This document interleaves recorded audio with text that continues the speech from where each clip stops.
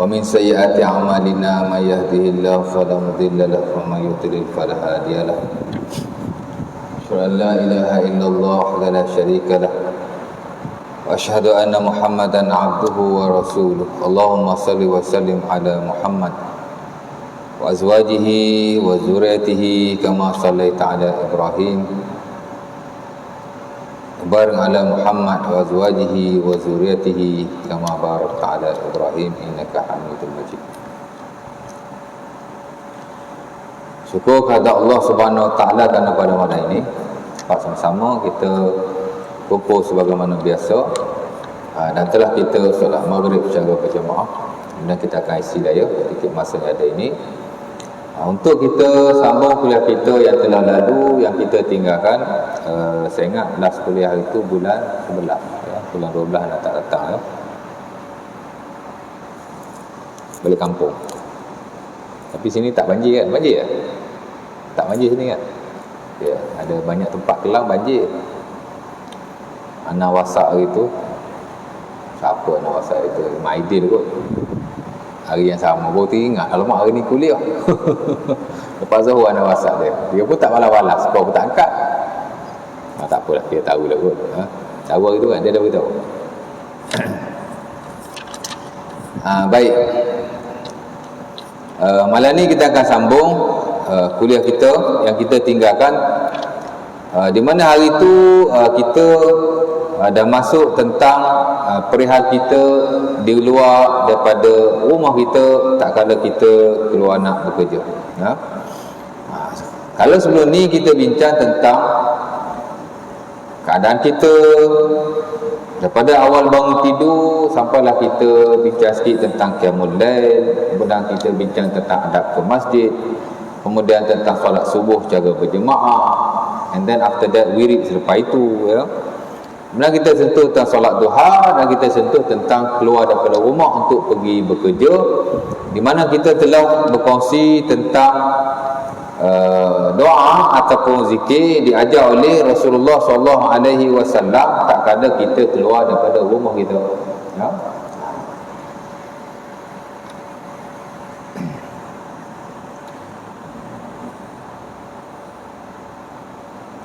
Di mana kita digalakkan membaca bismillah tawakkaltu 'ala Allah wala haula wala quwwata illa billah ya.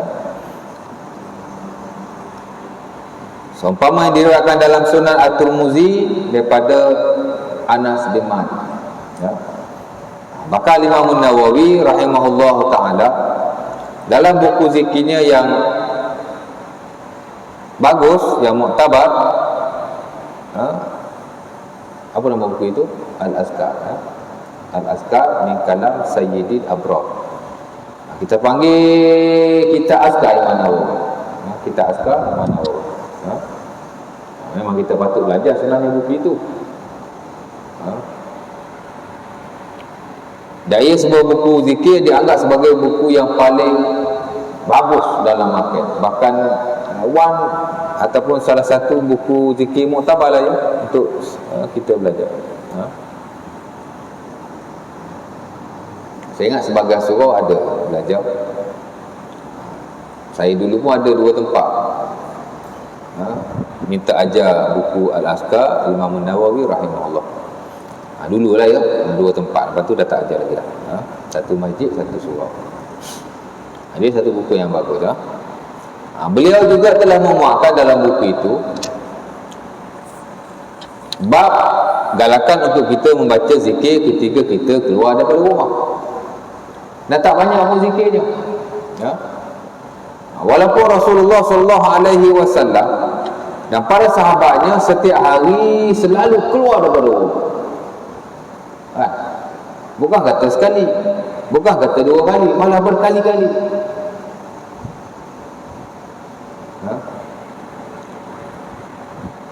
Tapi zikir yang diriwayatkan dalam hal itu tidak banyak. Ada dua zikir saja, menunjukkan bahawa itulah zikir yang dirutinkan oleh Rasulullah SAW yang diajar kepada sahabatnya dan kepada kita untuk diamalkan. Ada tempat tuan-tuan zikir banyak.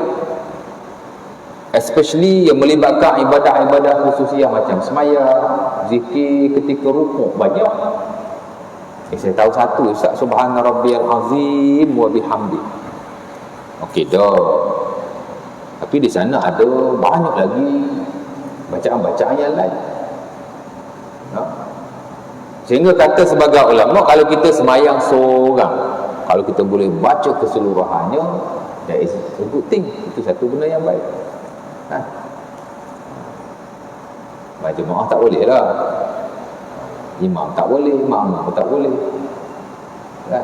Imam dah turun sujud, makmum tak turun-turun, duduk rokok aja. Kenapa tak turun-turun? Aku nak baca semua Rasulullah baca ni. Tak boleh. Ibadah ni ada cara-cara yang bukan ikut suka kita aja. Baca doa apa salahnya? Zikir tu kan. Menyalahi jarak dia tak kira zikir tak zikir pun. Macam tak boleh lah ya jemaah. Kalau sembahyang seorang, kita boleh isi masa itu. Kerana Rasulullah bukan baca subhana rabbiyal azim wa bihamdi saja. Kadang-kadang Nabi baca subuhun qudus rabbul malaikati waruh. Kadang-kadang Nabi baca subhanakallahumma rabbana wa bihamdika allahumma ighfirli. Itu bacaan Nabi di akhir usianya. Dia banyak membaca doa itu di luar sembahyang dan di dalam sembahyang, especially ketika rukuk dan sujud. Banyak lagi lah yang lain. Sujud pun sama, duduk antara dua sujud pun sama, hatta tahiyat pun sama. Kan? Kita tahu satu tahiyat je, at-tahiyatul mubarakatus salawatut thayyibatu lillah. Betul, saya tahu tak apa ada dalam mazhab Syafi'i pun. Mazhab Syafi'i hak basic memanglah hak tu, tapi kalau hak besar lagi dinukilkan juga. Tasyahud yang lain, kerana kesemuanya adalah tasyahud Rasulullah sallallahu alaihi wasallam.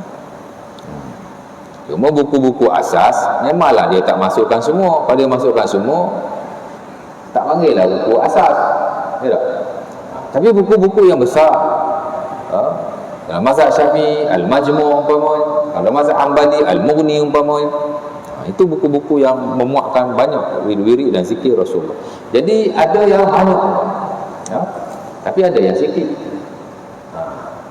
Kalau banyak kita amalkan, kalau sikit pun kita amalkan. Tapi kalau keluar rumah, tu je. Bismillah tawakkaltu 'ala Allah wa la haula wa la quwwata illa billah. Ya.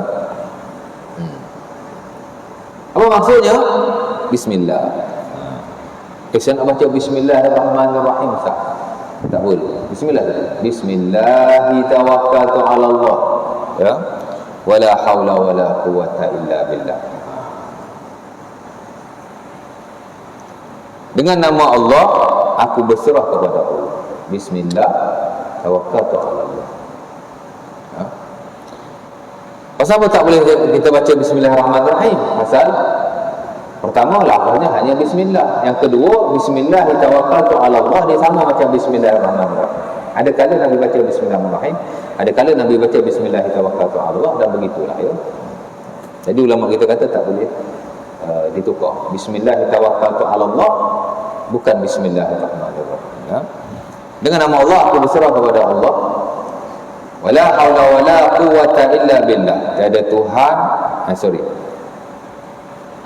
tiada daya dan upaya melainkan dengan Allah Subhanahu wa taala. Tak tahulah maksud tu ya. Very simple. Ya. Zikir Rasulullah mana ada orang panjang berjela-jela? Hampir tidak ada. Ya. Kita boleh kata 90% daripadanya semua zikir yang pendek-pendek. Ya. Pasal kita bukan nak zikir, kita nak keluar rumah.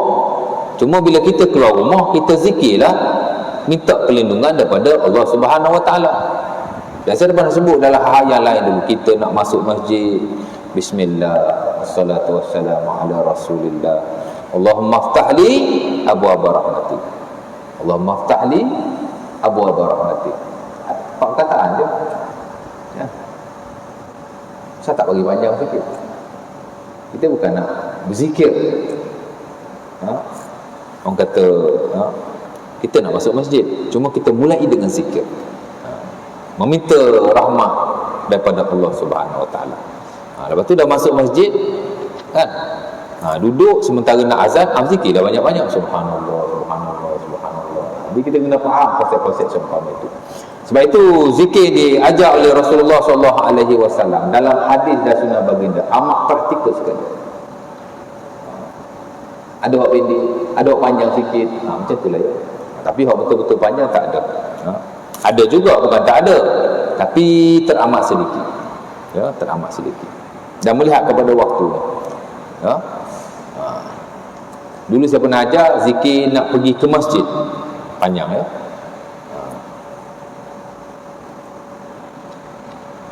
Itulah hadis yang diriwayatkan oleh Ibn Abbas dan Sahih Muslim. Nabi bila nak pergi masjid, Nabi baca doa itu. Ya.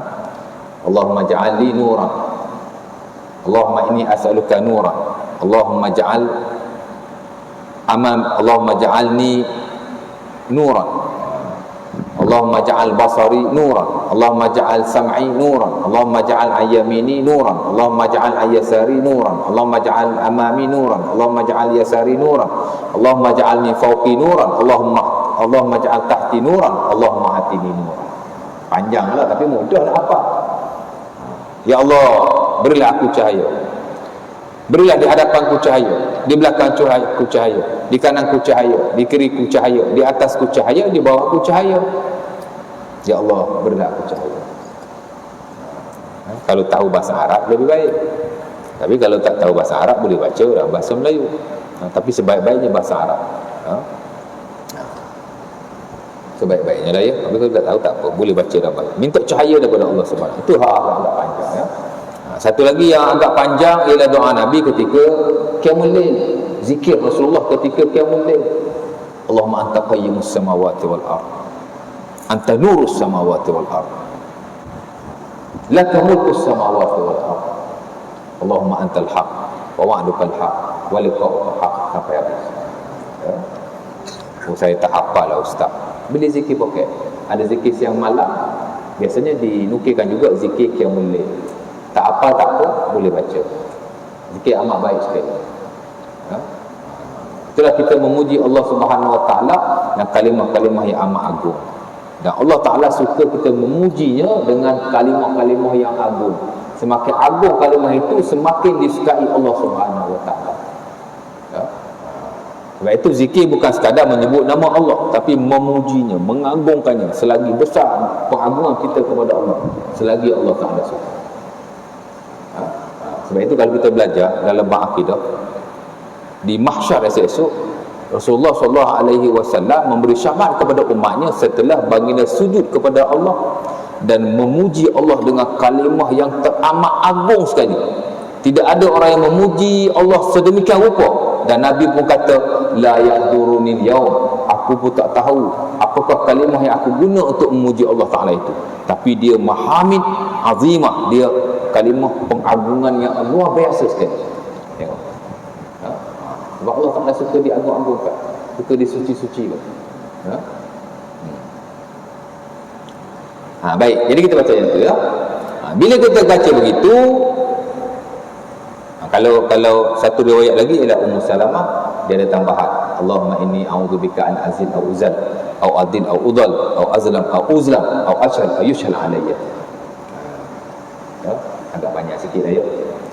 Tapi kalau kita baca yang tadi sudah memadai. Bismillah tawakkaltu 'ala Allah wa la haula wa la quwwata illa billah. Keluar. Siru ala barakatillah. Keluar. Ke mana kita nak? Dan Rasulullah SAW beritahu dalam hadis itu, siapa-siapa yang baca begitu, ya, yuqalu lahu, dikatakan kepadanya, mana ada malaikat yang berkata-kata, laqad wuqita, kamu telah dipelihara, wa kufita, kamu telah dicukupkan, wahudita, dan kamu telah diberi petunjuk. Fatanaha anhu syaitan, maka syaitan memberi jalan kepadanya. memberi laluan kepada syaitan, tak boleh ganggu kita. Dan mudah-mudahan syaitan pun tak boleh was-waskan orang lain, hasut orang lain untuk ganggu kita. Sebab asas kejahatan ialah daripada syaitan. Syaitan ni bukan rasuk saja kita. Oh, kalau kena rasuk, syaitan lah tu. Orang mencuri, orang membunuh, orang butuh, orang ini, semua daripada syaitan. Dan bila Nabi kata terpelihara daripada syaitan, mudah-mudahan terpelihara daripada semua kejahatan-kejahatan yang ada di muka bumi. Jadi Nabi kata bila kita baca macam tu, ada malaikat kata kita macam tu. Saya tak dengar pun Ustaz. Memanglah tak dengar. Masa malaikat yang kata. Malaikat tu benda gaib. Benda gaib ni bukan kita boleh faham. Kita hanya beriman saja. Sebab itu dalam hal gaib kita tak boleh menyatakan sesuatu perkara melainkan dengan nas, sama ada dalam Al-Quran ataupun dalam hadis Rasulullah SAW yang sahih. Dalam bab ibadat ada dhaif boleh diamalkan dengan syarat-syarat tertentu, tapi dalam bab akidah tak boleh langsung. Ada nas, tapi nas tu tidak kuat ataupun tidak sahih, tak boleh. Kerana akidah dia berbeza dengan haiwan ibadat, terutama perkara yang bersabit dengan ghaibiyat. Nombor satu, of course lah, yang maha ghaib, Allah Ta'ala. Tak boleh melainkan dengan ada nas yang very strong, Quran, hadis Nabi yang sahih. Ada ulama masyarakat 80 hadis mutawatir. Mutawatir ni kira hadis yang diriwayatkan oleh ramai orang. Kalau setakat riwayat 1 2 walaupun sahih dia tak pakai, tu very strict. Mana kena bab malaikat gaib juga. Sebab gaib ni tuan-tuan nak kena faham, dia bukan satu gaib. Allah yang maha gaib. Malaikat pun gaib juga, tapi gaib Allah lebih gaib daripada malaikat.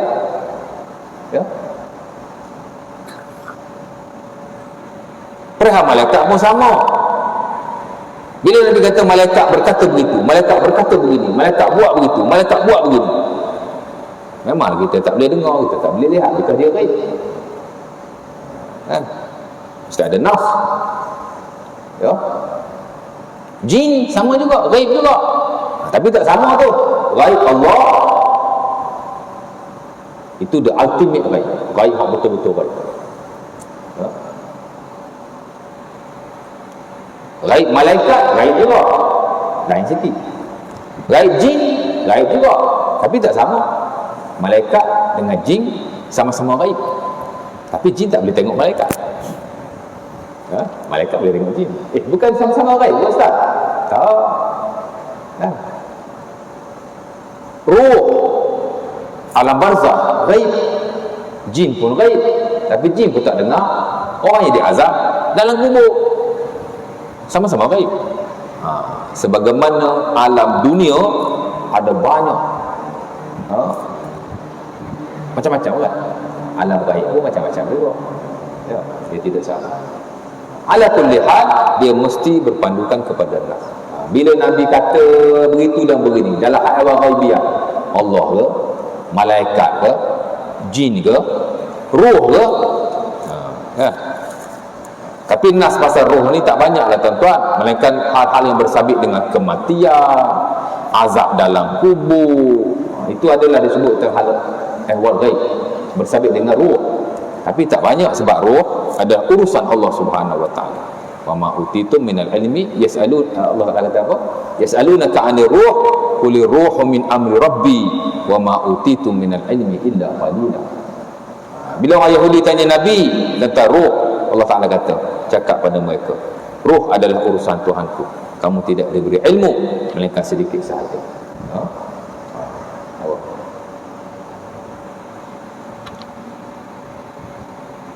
Tapi kadang-kadang tuan-tuan, biasalah tuan, mana-mana bangsa, di mana sahaja dan mana-mana zaman, kadang hal-hal gaib ni kadang-kadang banyak cerita-cerita khurafat atau ya. Betul? Kita kecil-kecil dulu katanya orang lepas tanam balik ke rumah, tengok anak, tengok suami, tengok isteri. Sehingga kan ada rumah-rumah tak dibuka lampu, tak dimatikan lampu. buka aja lampunya. Tuan tahulah, tuan pernah duduk kampung, saya pun pernah duduk kampung. Ada hamba Allah meninggal kat kampung saya dulu bahkan. Rumah tak dimatikan lampu walaupun tak ada orang. Takut atuk kau baliklah nanti malam. Ada kepercayaan macam tu ya. Tak benar sama sekali ya. Tak ada orang balik rumah lepas tanah apa, tak ada.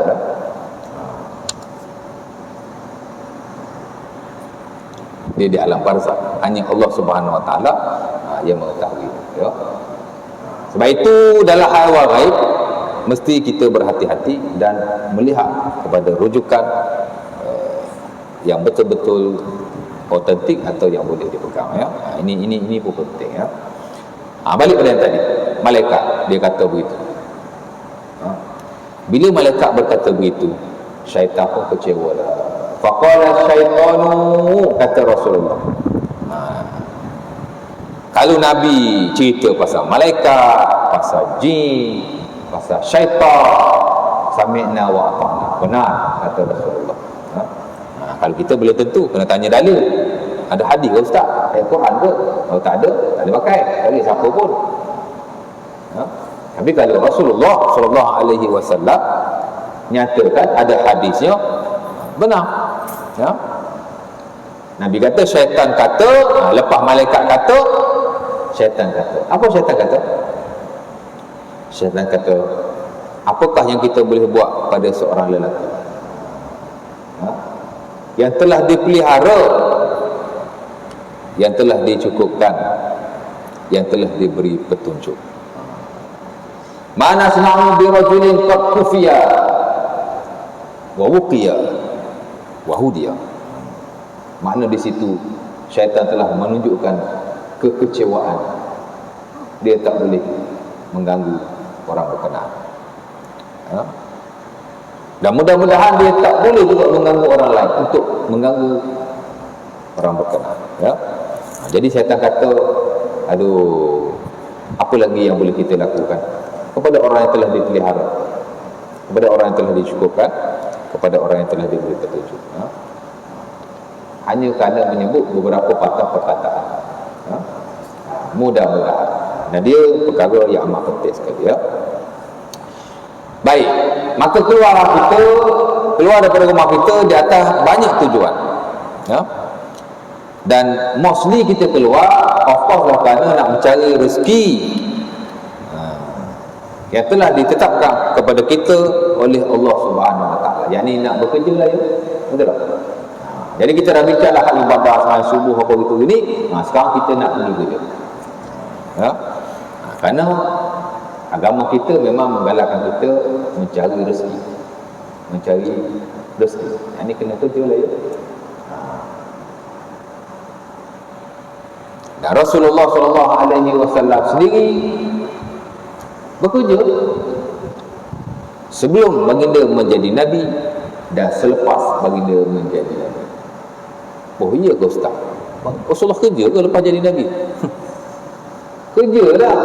Bahkan kerja Rasulullah SAW adalah pekerjaan yang paling mulia. Apa dia? Menjadi pemimpin kepada manusia. Kerja.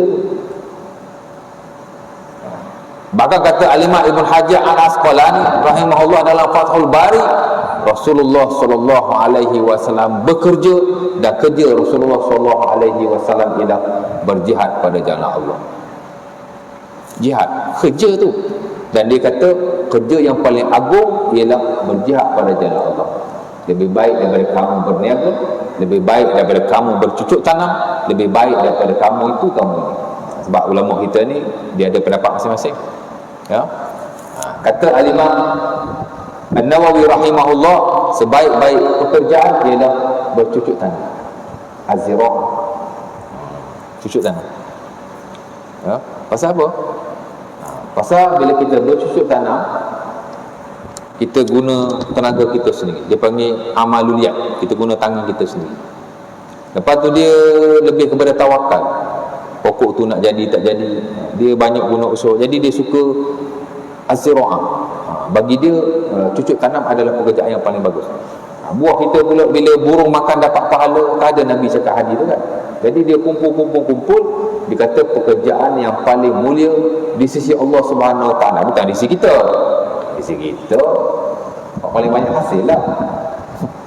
Kan? Kalau kerja yang paling banyak gaji. Tak, di sisi Allah. Dia kata pekerjaan yang paling bagus ialah bercucuk tanam. Dia tengok tu. Al-Imam Ar-Rafi'i rahimahullah sebelum daripada itu dia kata sebaik-baik pekerjaan ialah at-tijarah, berniaga. Ya.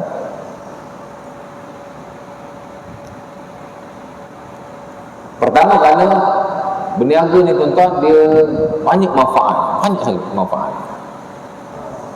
adalah hadisnya tu, tis'atu a'syari rizqi fit tijarah. 9/10 daripada rezeki adalah perniagaan. Tapi ada palsu tu, tak perlu hadis tu ya. Logically kita dah boleh fikir, economically kita dah tahu bahawa bisnes adalah pekerjaan yang paling bagus dalam banyak hal. Ya. Dia sampai dia boleh meningkatkan ekonomi, dia buat minda kita boleh berfikir, ya, memang ya, dia bagus dan dia menghasilkan hasil yang amat baik sekali. Sebab itu yang distandardkan dalam mazhab Syafi'i, kerja yang paling bagus ialah berniaga. Ya? Dia bagus untuk diri kita, dia bagus juga untuk masyarakat, dan di sisi Allah mudah-mudahan dia lebih. Sementara bila kita berniaga, dia mudah nak jadi kaya, dan Islam memang suruh kita jadi kaya. Ya?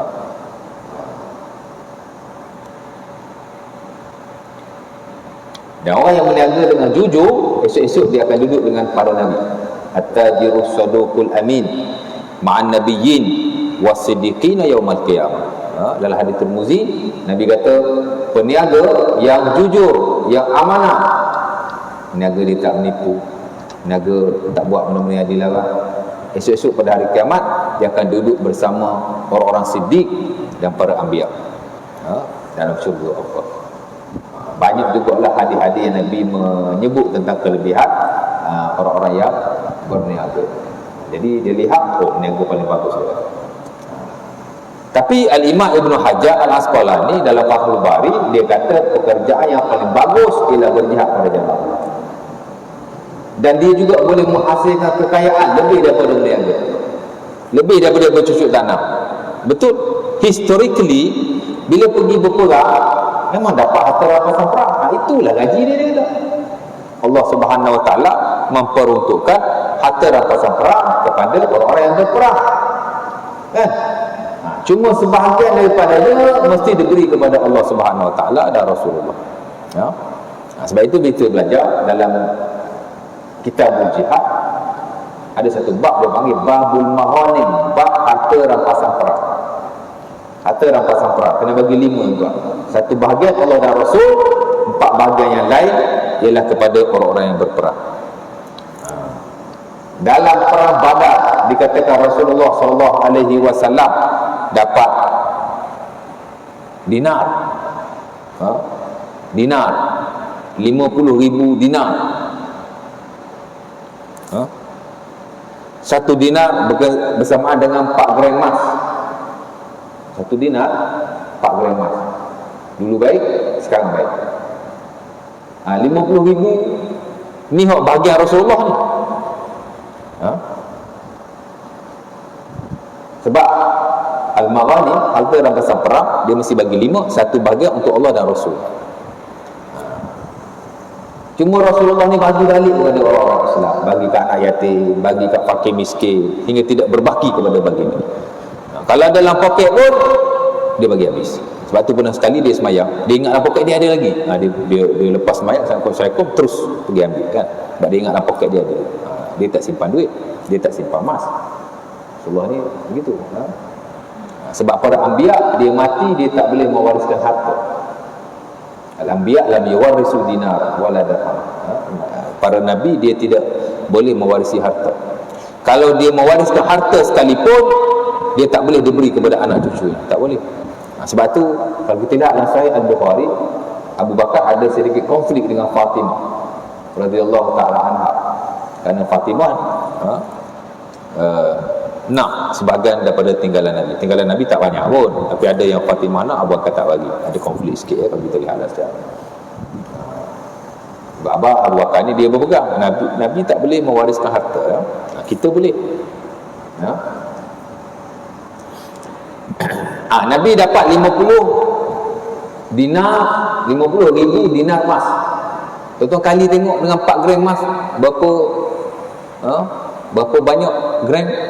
Kali pula sekarang tambah pun 1 gram kan? Saya tak tahu 280 rasanya. Juta tuan, juta, millions.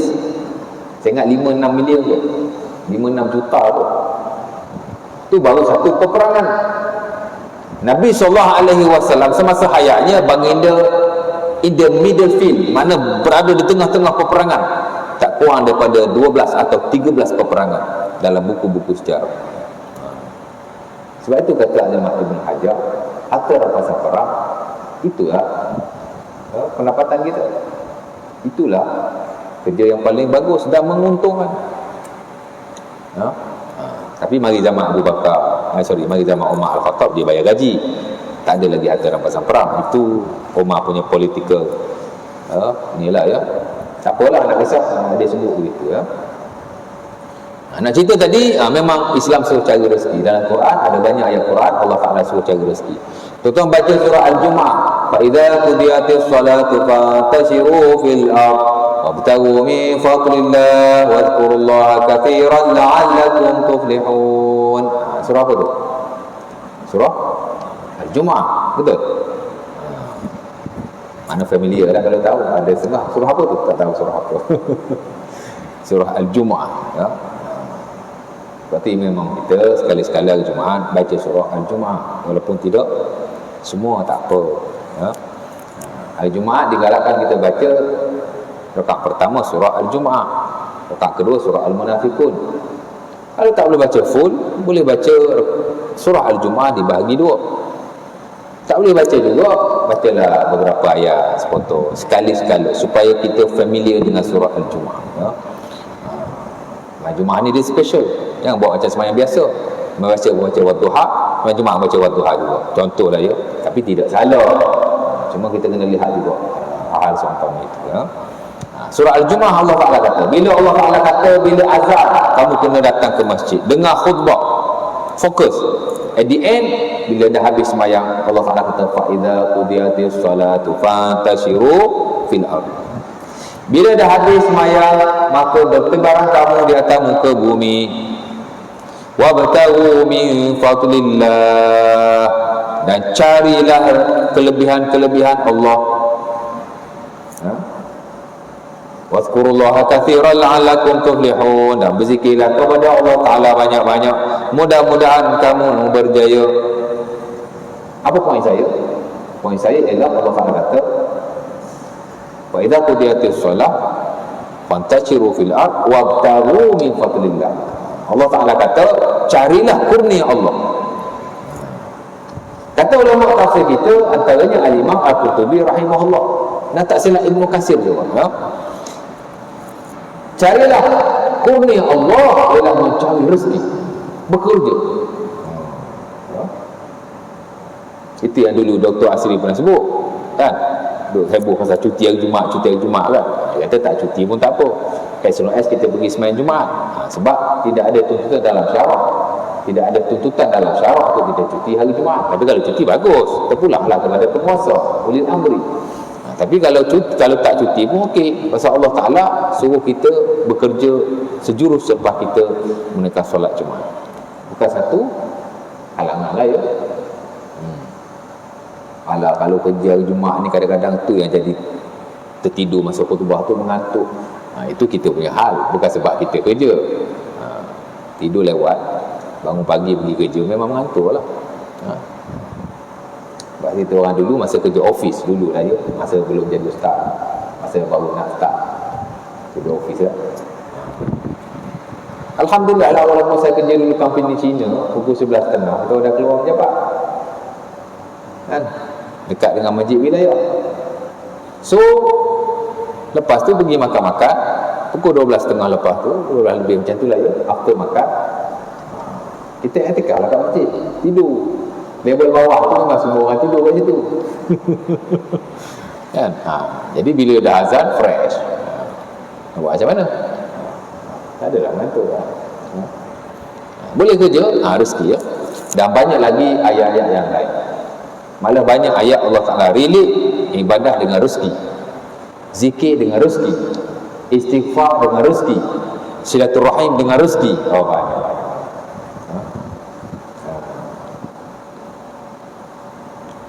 Kerana Islam ni dia agama untuk kita cari kerja lain. Sebab tu zikir tadi, bila kita baca bismillah tawakkaltu 'ala Allah wala haula wala quwata illa billah, malaikat berkata laqad wuqita, kamu telah dipelihara, yakni daripada kejahatan, daripada kesakitan, daripada kesusahan, insya-Allah taala. Wa kufita, dan kamu telah dicukupkan, yakni dicukupkan rezeki kamu. Kalau kamu keluar untuk mencari rezeki, dicukupkan insya-Allah. Kalau kamu keluar untuk sesuatu hajat, disempurnakan hajat kamu insya-Allah. Macam itulah ya maksud dia. Jadi dia suruh kita keluar cari rezeki. Maka kita keluarlah ala barakatillah, setelah kita membaca wirid berkenaan. Kemudian kalau kita naik kenderaan, kita bacalah zikir naik kenderaan.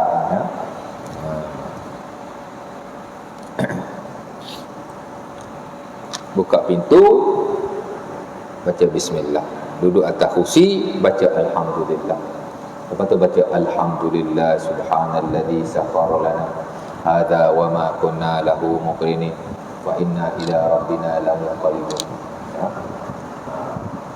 Jadi sunnah-sunnah yang seumpama ini kita kena lakukan. Bukan kerana pahala. Memang kita nak pahala lah, of course. Tapi supaya kehidupan kita lebih terurus juga. Relax.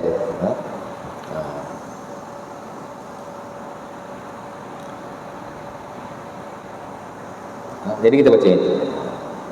Nabi SAW bila meletakkan kaki di atas pedati unta ataupun kuda, Nabi akan kata bismillah. Kita tak naik unta, tak naik kuda, kita naik kereta. Maka sebelum masa kita baca buka pintu, kita boleh baca bismillah. Ataupun masa kita naik motor, kita pegang kepala motor tu, kita baca bismillah. Kita letak buntut kita baca alhamdulillah. Kerana Nabi ketika meletakkan kaki di atas pedati unta ataupun kuda, Nabi baca bismillah. Bila Nabi meletakkan punggungnya di atas unta atau kuda, Nabi baca alhamdulillah. Kemudian baru selepas itu Nabi membaca alhamdulillah subhanalladzi sakhkhara lana hadza wa ma kunna lahu muqrinin wa inna ila rabbina lamunqalibun. Baca itu. Apa-apa kenderaan yang kita naiki. Kemudian berjalanlah ya. Maya ada tambahan lagi hadis Rabi'ah daripada Ali bin Abi Talib dan Sunan Abi Daud. Lepas alhamdulillah subhanalladzi sakhkhara lana hadza wa ma kunna lahu muqrinin wa inna ila rabbina lamunqalibun. Allahu akbar, Allahu akbar, Allahu akbar. Alhamdulillah, alhamdulillah, alhamdulillah. Alhamdulillah. Macam mana tu? Lagi baca tak ingat. Alhamdulillah subhanalladzi sakhkhara lana hadza wa ma kunna lahu muqrinin wa inna ila rabbina lamunqalibun. Alhamdulillah, alhamdulillah, Allahu akbar, Allahu akbar, Allahu akbar. Subhanaka inni zalamtu nafsi zulman katsiran faghfirli innahu la yaghfiru dzunuba illa anta. Dah senyum. Gelak pun tak apa. Macam gila gelak-gelak seorang pula. Tak, itu amalan Rasulullah sallallahu alaihi wasallam. Ali bin Abi Talib dia buat begitu. Rabi'ah pun tanya dia, pasal apa kau gelak? Pasal apa kau senyum? Laqad sana'tu kama sana'a Rasulullah sallallahu alaihi wasallam. Ali kata aku pun tak tahu.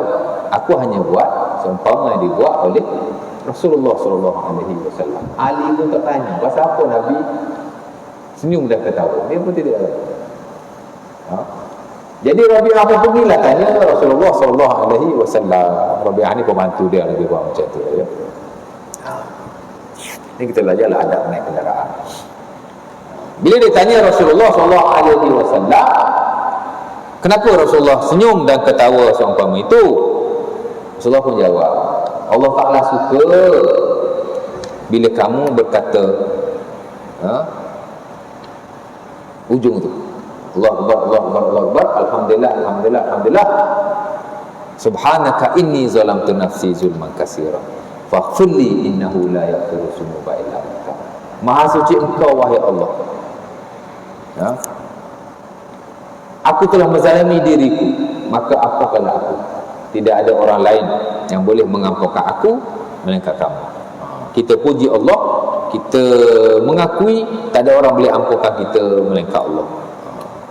Maka Allah Ta'ala suka. Sebab itu Nabi SAW pun suka, ya. Tapi jangan ketawa kuat-kuat pula. Apa asal dia ketawa kuat-kuat soalan kita. Cek-cek Ustaz asal yang ada. Jadi ajaran Ustaz tu. Ya. Tapi ia adalah sunnah Rasulullah SAW. Naik kenderaan, mana pergi dah, ya? Baik, tak sampai tempat kerja lagi. Banyak lagi yang dikongsikan dalam buku ini. Bila kita sampai tempat kerja, bagaimana interaksi kita. Sebab kita nak kena faham nampak. Islam ni ibadah hanya satu bahagian sahaja, tapi ada 4 atau 5 bahagian yang lain bersabit dengan muamalah atau interaksi kita sesama manusia. Ibadah ni kita dengan Allah, our spirituality. Kalau dalam ilmu fiqh Islam, dalam Islamic jurisprudence, kita ada 5 bidang. Ibadah hanya satu bidang daripadanya. 4 bidang yang lain adalah bidang muamalah. Ada muamalah kekeluargaan, ada muamalah kemasyarakatan, ada muamalah kehakiman, dan ada muamalah harta. Ya. Ada orang baik ibadah, tapi muamalah harta dia tidak baik. Dah banyak hadis Nabi SAW, orang tu dihumban ke neraka kerana harta. Pakai jubah, pakai serban, ambil rasuah. Contoh, tak guna. Kuat semayang, tapi ambil harta yang haram atau yang batil atau macam-macam. Kadang-kadang ibadah kita tak boleh nak cover kebatilan ataupun kejahatan kita buat bersabit dengan manusia lain. Kita dengan Allah boleh bertaubat anytime.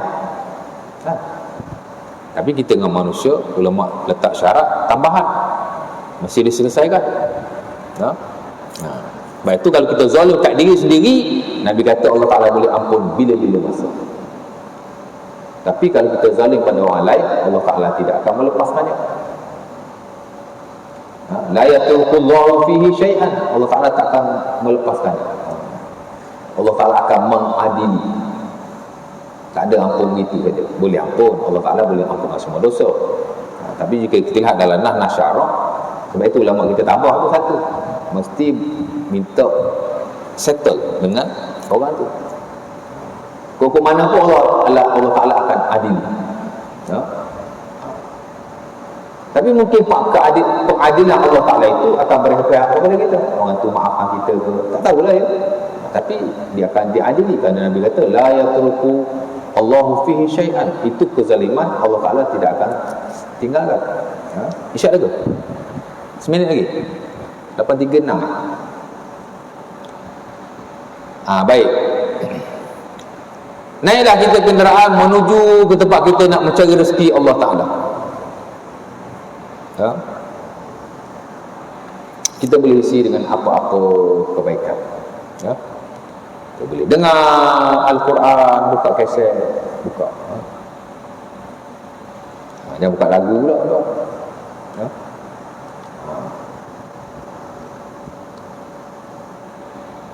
Buka iKim ke dengan ceramah, ya? Ataupun apa-apa saluran yang baik-baik. Ya?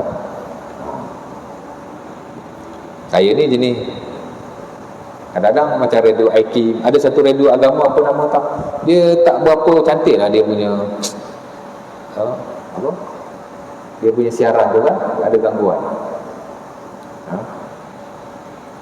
Boleh mengaji sendiri. Saya tadi daripada rumah sampai ke sini sempat juga baca Al-Baqarah 50 ayat dan beberapa surah yang pendek. Itu mengaji. Yang nak pasal radio lagu tak apa-apa. Bila kita bermusafir, kita isi dengan perkara yang sia-sia. Kalau zaman dulu orang Arab dia suka bila bermusafir dia baca syair. Ada syair yang sia-sia, ada syair yang berdosa, ada syair memuji wanita, dia panggil ar-rasa.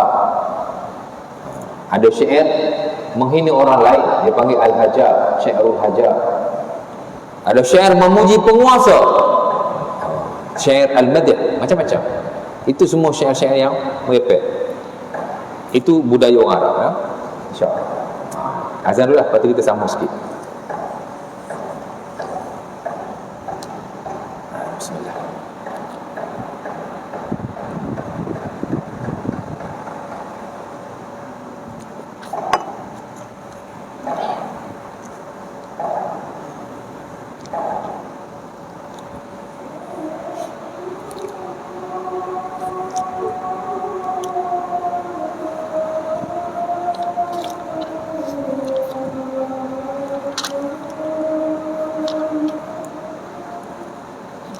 Allah Akbar, Allahu Akbar.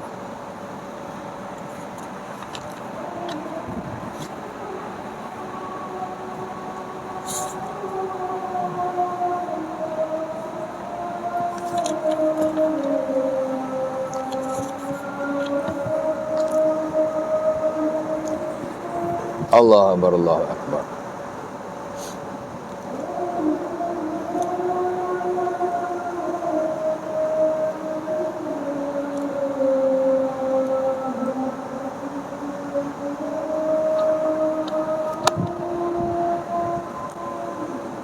La ilaha.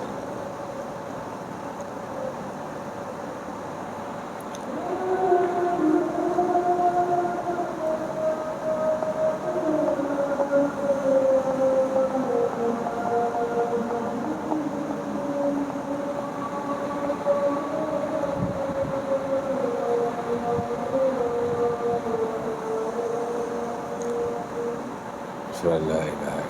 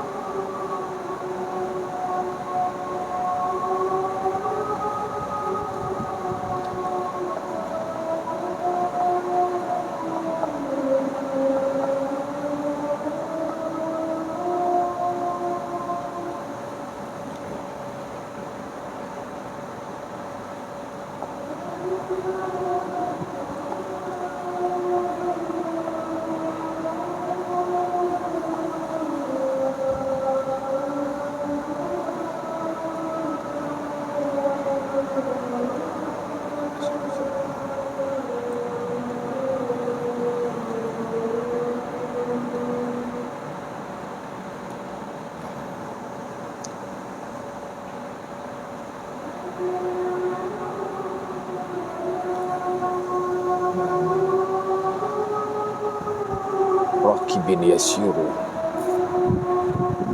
بالشعر ردفه ملك ردفه شيطان.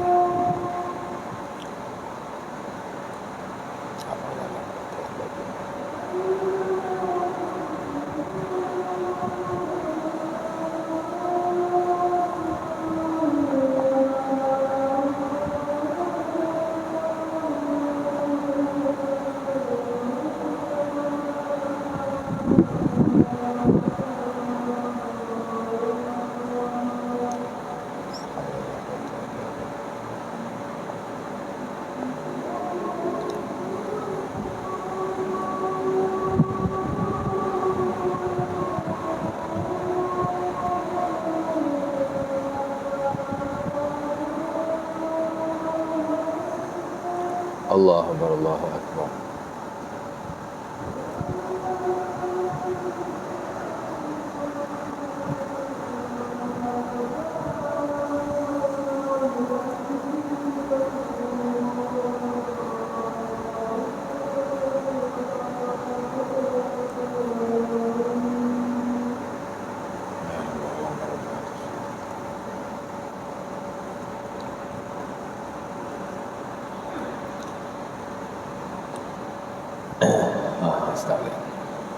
Kat mana tadi? Orang Arab dulu tuan-tuan, dia suka bila bermusafir, dia naik kenderaan, dia keluar, ya. Apa dia buat? Dia baca syair. Soalnya syair ni banyak benda-benda yang merepek-repek, kan? Ya. Jadi Nabi SAW ajar mereka.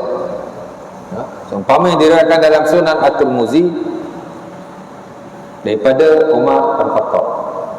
Apa hadis ni ada yang kata hasan, ada yang kata dhaif. Dia khilaf sikit. Tapi amat-amat digalakkan dan dimasukkan dalam zikir ketika menaiki kenderaan. Bukan masa mula naik tu, masa kita berjalan, ya. Di mana Rasulullah SAW menyatakan, "Ma min raqibin yasiru bisyar illa radifahu syaitan. Wa ma min raqibin yasiru bi zikrillah illa radifahu malak." Ya. Nabi kata tidaklah seseorang yang berjalan naik kenderaan atau seumpama dia baca syair, yang ni syair-syair yang merepek macam itulah, ya, melainkan yang menemaninya adalah syaitan.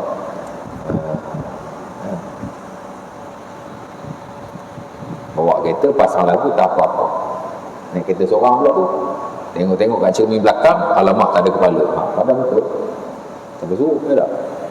Katanya lah, ya.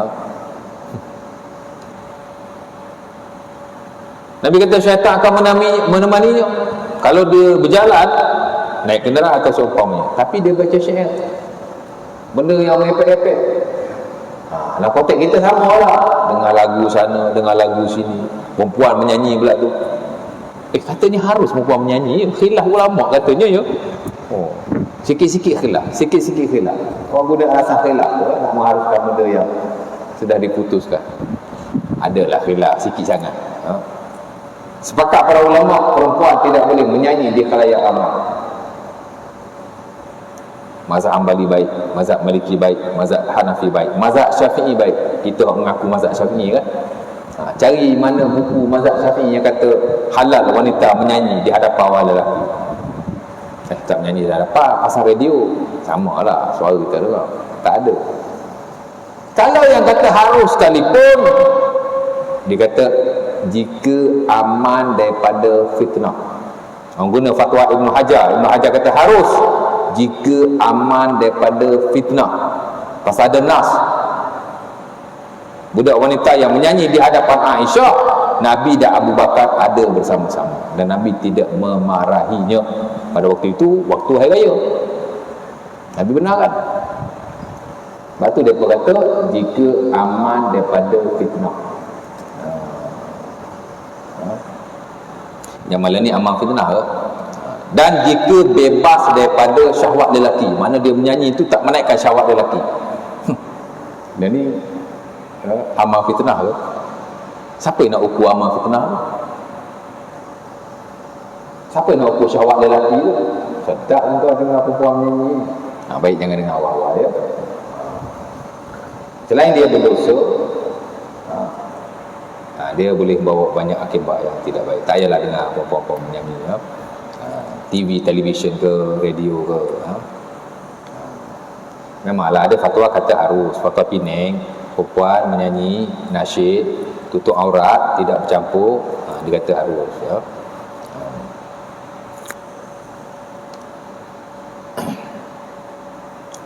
Balik pada yang tadi. Mana tadi? Tapi Nabi kata jika kamu berjalan, kamu isi dengan zikrullah. Nak zikir apa ustaz? Boleh zikir apa sahaja. Tidak ada very specific zikir semasa kita berjalan pergi ke mana-mana. Tak adalah ni zikir ketika musafir, subhanallah 1000 kali, alhamdulillah 1000 kali. Tidak ada benda-benda seumpama itu. Ketika kita bermusafir, berjalan, secara praktikalnya memanglah tidak ada zikir tertentu kerana ia very open. Kita nak jalan pergi mana, kan? Yang Nabi sebut zikir apa saja. Kita boleh bertasbih, kita boleh bertakbir, kita boleh bertahlil, kita boleh baca Quran atau apa-apa sahaja yang bersifat zikrullah. Setakat yang kita dapat lah, kita nak pergi setakat 20 km, kalau kita tasbih 15 to 20 minutes boleh dapat lah 1,500 kali. Kalau subhanallah subhanallah subhanallah subhanallah. Tapi kalau subhanallah subhanallah subhanallah subhanallah subhanallah 10,000 kali lah kan. Tapi tak apa isinya. Bila kita naik di tempat yang tinggi, disunatkan kita bertasbih. Seumpama kata Abi Musa, farajna ma'an nabi fi safar, fa idza asyrafna sabahna. Dan saya Muslim, kami bila bermusafir bersama Nabi, bila kami lalu tempat tu tinggi, kita jalan kan rata je, tak ada kan, ada naik tinggi sikit, jalan raya naik flyover, kadang turun sikit. Bila naik ke tempat tinggi, ingat terus tasbih subhanallah subhanallah subhanallah. Fa idza nazalna, bila kami ke tempat rendah, kabarna Allahu akbar Allahu akbar Allahu akbar.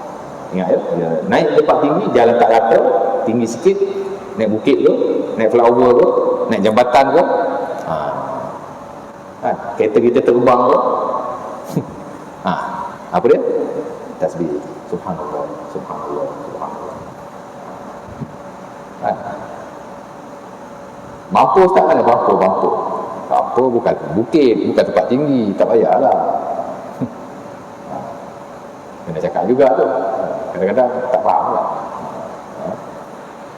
Kalau tempat rendah, kita bertakbir Allahu akbar Allahu akbar Allahu akbar.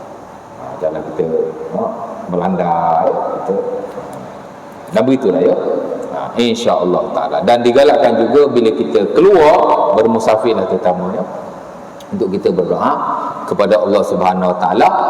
Kerana ada hadis yang sahih, doa orang-orang bermusafir adalah mustajab di sisi Allah Subhanahu Wa Taala. Kita keluar pergi bekerja bukan musafir ya, tapi mudah-mudahan ya, kita berdoa termasuk dalam konteks yang sama, mudah-mudahan ya. Walaupun bukan bermusafir, secara syaraknya dia tak dikira sebagai musafir lah ya, tapi secara bahasa dia tetap musafir. Sebab itu kata Imam Syafi'i rahimahullah, musafir ni ada dua. Satu musafir yang jauh, safarun tawil. Satu musafir yang dekat, safarun qasir. Hukum hakam syarak tertakluk kepada musafir yang jauh, tidak tertakluk kepada musafir yang pendek. Tapi dia masih dipanggil musafir di sisi bahasa. Wallahu ta'ala alam.